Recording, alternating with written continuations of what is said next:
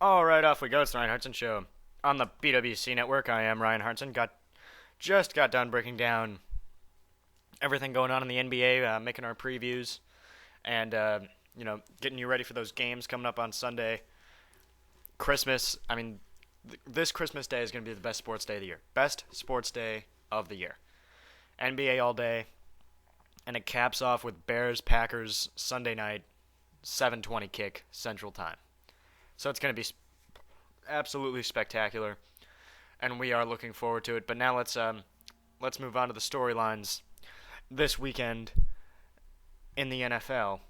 So here we go. Listen, we've been talking about the last couple weeks. Can the Packers go undefeated? Can the Packers go undefeated? Can the Packers go undefeated? They lose. They can't go undefeated. That drama's gone. So what's left?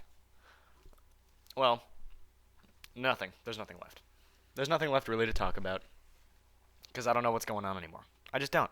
The league is confusing. It's confusing and it's dumb and it makes me mad. It really is. And it sucks. This league is so confusing. And you know what it is? It's not me. It's not me because I'm trying to go perspective, trying to slow down, say wait, and nobody listens. But remember this country has ADD. Do you remember early in the year? Buffalo! And now they suck. And then in the middle of the season, Tim Tebow! They get whacked by New England.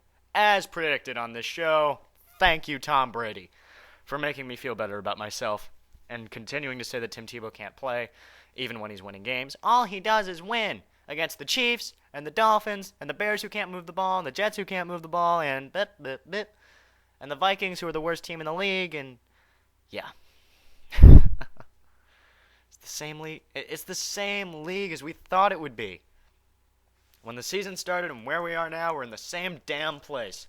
And everything we thought ended up being correct except the Niners. The Niners were the only thing that caught us off guard. Everything else was kind of right. The records are a little different, but we knew the records would be different. You can't get the records right. Do you really think I can sit there in frickin' August and tell you the Patriots are going to be 12-4? Hell no. I was saying the Patriots are going to be 12-4, and what did I say then? I said, what did that mean? They're going to be an elite team all year. And what were they? What are they right now? 11-3. What is that? An elite team all frickin' year. They have the number one seed in the AFC. And yeah, Denver, they're winning more games, but an easy schedule, and they got blown out by the two best teams they faced. Their doors have been blown off twice by one elite team and one team that's kind of Detroit's kind of they're a good playoff team. Are they elite? No. If the top of the NFC is Green Bay, New Orleans, and San Francisco, then there's a line, and then you have Detroit. But there's a gap. There's a good gap of talent there between San Francisco and Detroit. The third team and the fourth team. Can they win playoff games? Probably. I think Detroit can win in the first round. They can probably win in the second round. Detroit can probably play for the NFC Championship this year. They're good enough. Are they mature enough? No. Which is going to be their downfall. So the storyline is, people, next year, I say this every year, next year, can we not say, this is a week-to-week league? No, it's not. This is a spaz-out weekly league, and then come back, and I get a headache trying to explain to everyone why none of this shit really happened. People are crazy that freak out every week over one little play. Come on. It's a 17-week season. And after 17 weeks, when I look at the schedule, 80% of my picks were right when the season started. This league is not hard to figure out. Now, we get there kind of backwards and upside down, and it's crazy, and we can never figure any of it out. But by the time we get to the playoffs, the playoff teams are about who we thought they'd be. Detroit was a little more up than I thought they'd be, but that's fine. I said they were too immature. That's true. They are too immature. So what's the storyline this week? The storyline is everything is fallen into place where we thought it would.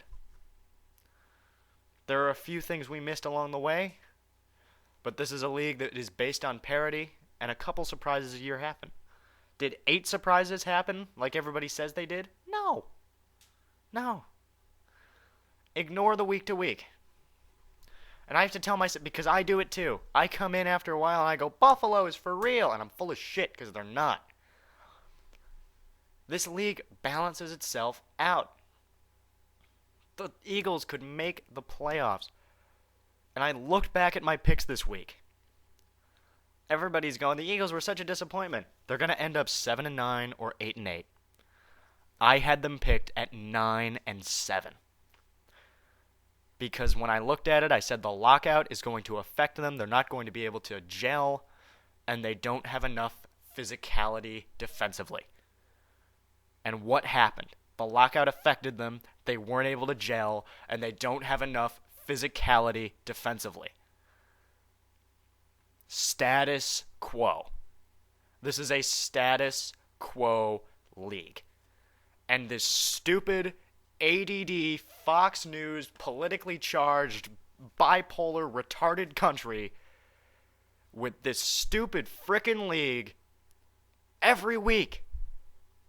Don't change your goddamn mind about teams. Stop it. Seriously. In the AFC, it's New England, Pittsburgh, and Baltimore fighting it out for the title. Period. Screw Tebow, screw San Diego, and screw everybody else. In the NFC, it's Green Bay, New Orleans, and San Francisco, which is the only surprise in the whole goddamn league. Get it straight. Don't bullshit me about the rest of the league. It's crap. It's crap. Total crap.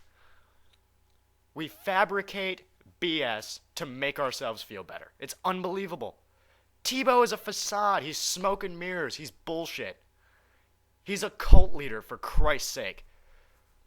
Built on hype and hope and leadership, and not on passing ability and winning games. Why do we like Aaron Rodgers? Because he throws the ball well and wins doing it.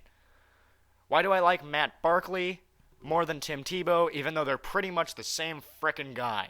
Because Barkley can whip the football. He can flat out throw. But they're both Jesus freaks that come from great families and run mission trips in the summer. Same frickin' people. But there's way more hype over Tebow. I don't know why. Where did this Tebow shit come from? Where did it come from? When did it start?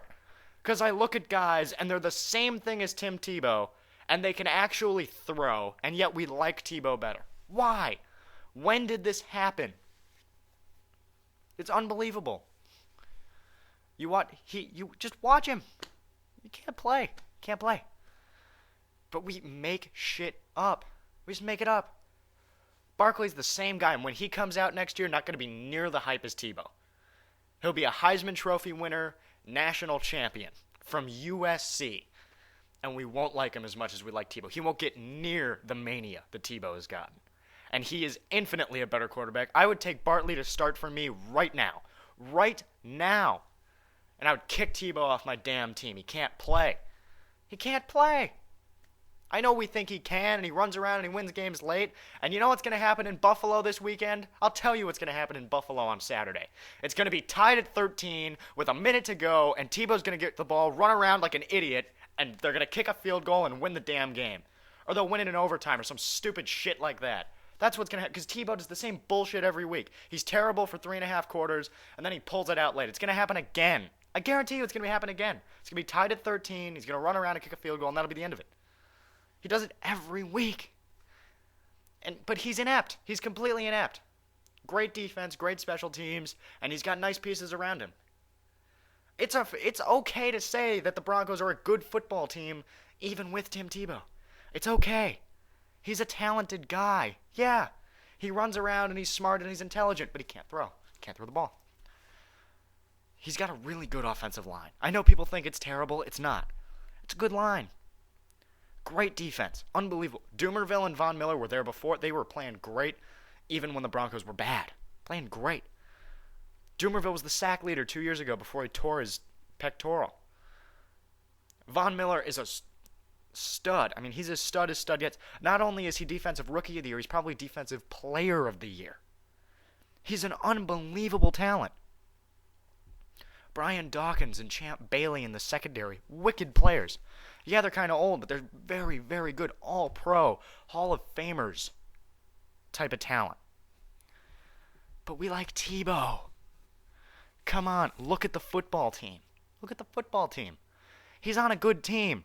That didn't start when Tebow got on the field. That was there before. What was the problem?